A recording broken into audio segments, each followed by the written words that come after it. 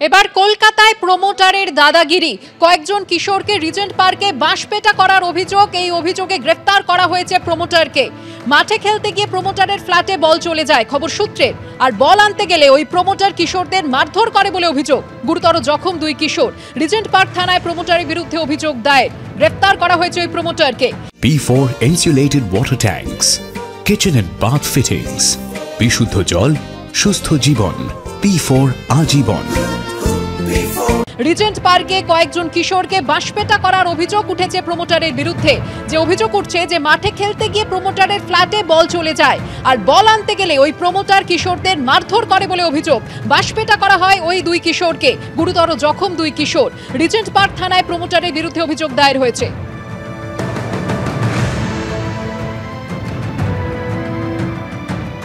শহরে ফের প্রমোটারের দাদাগিরি। এবার ঘটনাস্থল রিজেন্ট পার্ক থানার অন্তর্গত পূর্ব পুটিয়ারি। আমরা যেখানে দাঁড়িয়ে রয়েছি সেই পূর্ব পুটিয়ারি পাম্প হাউসের সামনে এই যে নির্মীয়মান ফ্ল্যাট, সেই নির্মীয়মান ফ্ল্যাটে গতকাল এটি খেলার বল, ক্রিকেট বল ওপরে চলে যায় এবং সেই সময় বেশ কয়েকজন কিশোর সেই ফ্ল্যাটে প্রবেশ করে এবং তখনই কিন্তু এই নির্মীয়মান ফ্ল্যাটের যিনি মালিক অর্থাৎ কিনা প্রমোটার যিনি রয়েছেন, সেই প্রমোটার প্রাণতোষ সাহা রীতিমতো বেধড়ক মারধর করে বাঁশ দিয়ে তিনজন কিশোরকে, তেমনটাই অভিযোগ। এবং যেটা অভিযোগ করা হচ্ছে যে এই নির্মীয়মান ফ্ল্যাটের ঠিক উল্টো দিকে এই যে মাঠটি রয়েছে, সেই খেলার মাঠে গতকাল বিকেল 4:30 নাগাদ বেশ কয়েকজন কিশোর মিলে ক্রিকেট খেলছিল। সেই সময় খেলতে খেলতে আচমকাই বলটি চলে যায় সেই নির্মীয়মান ফ্ল্যাটে এবং তারপরেই স্বাভাবিকভাবেই সেই কিশোরেরা প্রত্যেকে সেই বলটি খুঁজতে যায় এই ফ্ল্যাটের ভেতর। এবং তখন কিন্তু তারা যখন ওপরে উঠে সেই বল খুঁজতে যায়, সেই সময় যেটা অভিযোগ করা হচ্ছে এই ফ্ল্যাটের যিনি প্রমোটার রয়েছেন প্রাণতোষ সাহা সেই সময় উপস্থিত ছিলেন এবং তিনি প্রশ্ন করেন যে সেই কিশোররা কেন ওপরে উঠেছে এবং তাদের কোনো কথাবার্তা না শুনেই রীতিমতো বাঁশ দিয়ে এই তিন কিশোরকে বেধড়ক মারধর করা হয়।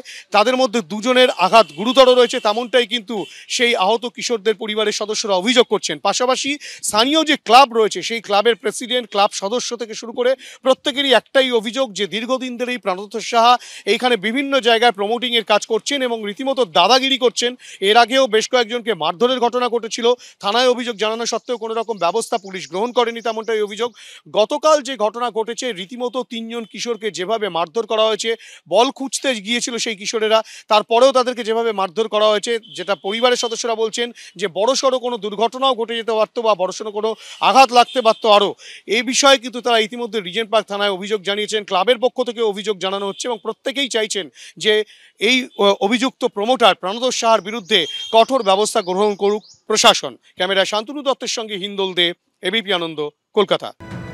এই ঘটনা ঘটার পর রীতিমতো চাঞ্চল্য পড়ে গিয়েছে রিজেন্ট পার্ক এলাকায়। মাঠে বল খেলতে গিয়ে সেখান থেকে খেলতে খেলতে বল যখন প্রমোটারের ফ্ল্যাটে চলে যায়, সেই কিশোররা বল আনতে গেছিলেন প্রমোটারের ফ্ল্যাটে, আর সেখানেই বাঁশপেটা করা হয় সেই কিশোরকে, যাদের মধ্যে দুজনের অবস্থা আশঙ্কাজনক। রিজেন্ট পার্ক থানায় অভিযোগ দায়ের হয়েছে প্রমোটারের বিরুদ্ধে। গ্রেফতার করা হয়েছে তাকে। আমার ছেলে বিকেলবেলা 4টের সময় খেলতে গেছে মাঠে, হ্যাঁ বন্ধুদের সাথে খেলতে গেছে। এবার ক্রিকেট বলটা ওনার ফ্ল্যাটে, প্রাণতোষ সাহার ফ্ল্যাটে বলটা চলে যায়। এই বলটা আনতে গেছে, কোনো কারণ নেই, কিছু নেই, আমার ছেলেকে বাস দিয়ে বা আমার ছেলের কয়েকজন বন্ধুকে বাস দিয়ে পিটিয়েছে। এমনভাবে পিটিয়েছে আমার ছেলে তো ওখানে পড়ে গেছে। পড়ে যেতে আমার ছেলে পালাতে পারেনি, আমার ছেলেকে 5-6টা বাড়ি মেরেছে।